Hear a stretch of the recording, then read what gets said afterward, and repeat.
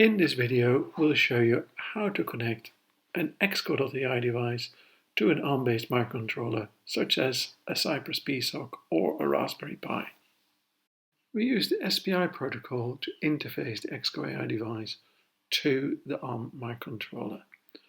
On the Xcode.ai side, we implement a slave SPI device. Then there's 4 signal wires that connected to the ARM microcontroller. The ARM implements an SPI master through which it can control the Xcode.ai device.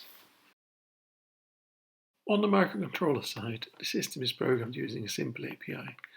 In this case, we're using Modus Toolbox, and we have a function to send a model to the Xcode.ai chip. Once we send a model, we can send data, for example, an image to be classified. And once we send data, we can ask the Xcode.ai chip to inference using the existing model.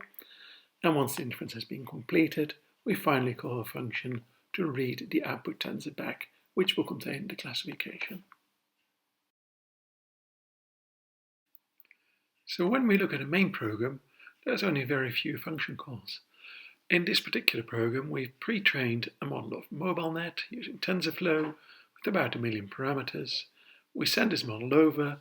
We then send an input image over, which we know contains a goldfish. We then run the inference, and finally we pick up the output vector, and we calculate from the output vector what the most probable class is for this particular image.